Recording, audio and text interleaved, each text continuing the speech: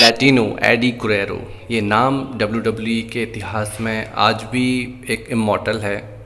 Eddie Guerrero एक professional wrestler के साथ साथ बहुत अच्छे ह्यूमन बीइंग भी थे और मैंने इनकी रेसलिंग बचपन में बहुत पसंद करी है। इवन डैट उस टाइम पे इतना इंटरनेट और वो नहीं था, तो इस टाइम पे मुझे इतना WWE आता भी नहीं था चैनल पे, पर फिर भी इनकी फाइटिंग स्किल और इनकी चीट करने का तरीका बहुत मज़ा आता था देखने में। तो एडी गुरेरो का जन्म 9 अक्टूबर 1967 को हुआ था। उनकी वाइफ विक्की गुरेरो जो आज भी हमें देखने को मिलती हैं, और तथा उनके चिल्ड्रंस के नेम है जो स्क्रीन पे मेंशन हो रहे हैं। तो उनके टैग टीम पार्टनर की या यूँ कहूँ उनके भाई की, चावो गुरेरो की, काफ़ी अच्छा परफॉर्मेंस देते थे। टैग टीम इनकी काफ़ी अच्छी मानी जाती थी, काफ़ी अच्छे मैचेस इन्होंने दिए हैं WWE को। अब बात कर लेते हैं WWE करियर को लेकर इनकी बात होती है तो बहुत हर सुपरस्टार उनके बारे में बहुत अच्छी अच्छी बातें ही बताता है। इवन डैट काफ़ी कुछ सीखने को भी मिला है। वो WWF तथा स्मैकडाउन में एक लीड रोल में काम करते थे एज पर रेसलिंग में, और साथ ही साथ और रेसलर को भी मौका देते थे। ऐसा नहीं कि घमंड वाली बात थी उनके अंदर, बिल्कुल स्ट्रीट फॉरवर्ड रहते थे ऑल टाइम के हिसाब से। तो इसी वजह से जब उनकी कभी फाइट्स या कुछ चीज़ में सीन्स वगैरह अनकट हो जाते थे तो वो खुद सामने आके चीज़ों को ठीक करते थे और बताते थे कि इस चीज़ में आपकी ये कमी रह गई है। 1900 के दशक में उनके कार एक्सीडेंट में मौत होते होते रह गई थी, तो लोगों ने कहा था कि एडी गुरेरो ने मौत को चकमा दे दिया, और लोगों को क्या पता था इससे वो मौत का चकमा सिर्फ नाम का ही रह जाएगा।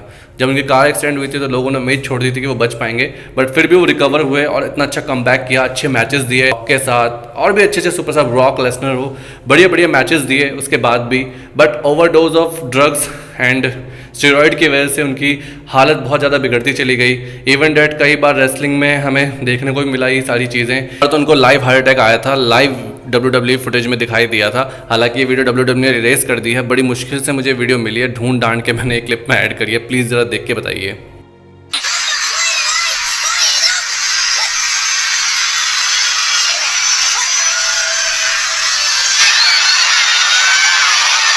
कई लोग बताते हैं कि मैच फिक्स था, but I don't think so ये मैच फिक्स होगा, क्योंकि इतना जिस हिसाब से वीडियो देख के लग रहा है वो फिक्सिंग टाइप तो नहीं लग रहा है। ऑल्दो कई बार WWE ऐसी चीज़ें करते हैं जिससे उनको अपना नाम बनाना पड़े, बट मुझे नहीं लगा ये फिक्स था, क्योंकि उसके कुछ टाइम बाद उनकी डेथ हो गई थी, और डेथ भी कुछ हार्ट फेलियर की वजह से हुई थी, ओवरडोज ऑफ सिरम्स की वजह से। बट हम बात कर लेते हैं उनके फाइटिंग स्किल को लेकर, तो बहुत अच्छी फाइटिंग स्किल लड़ते थे।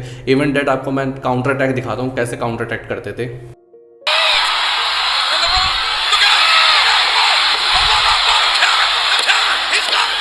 क्लिप्स आप देख के समझ ही गए होंगे जैसे रॉक बॉटन को उन्होंने काउंटर अटैक करके साइड कर दिया था।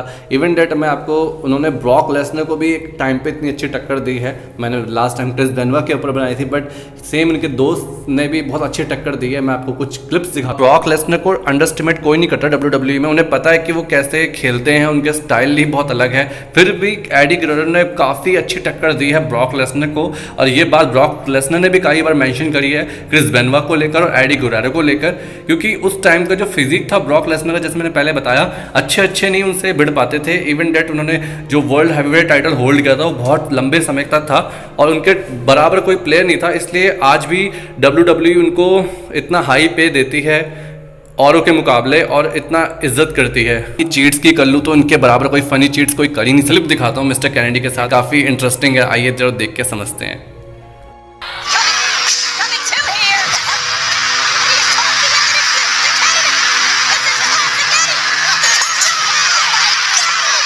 आप एक बार एडी का फेस देख लो, एक्सप्रेशन भी इतने मज़ेदार अंदाज से देखते हैं कि मज़ा आता देखने वाले को भी। और एक बार तो उन्होंने ब्रॉक लेसनर के F5 को भी काउंटर कर दिया था, हालांकि वो मैच जीत गए थे चीटिंग से, बट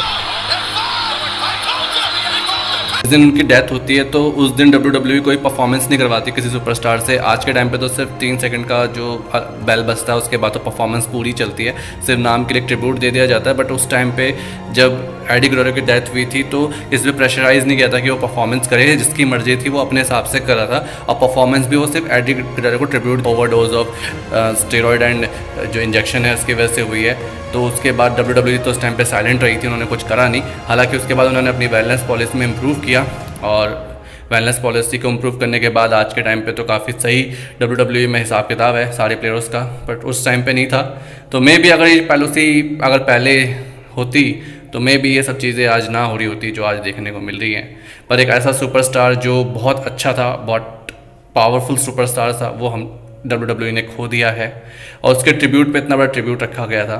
सो आई होप आपको ये वीडियो अच्छी लगे। वीडियो अच्छी लगे तो चैनल पे ऐसे ही बने रहें और मैं इसी टाइप के वीडियोज़ बनाता रहता हूँ। Thanks for watching.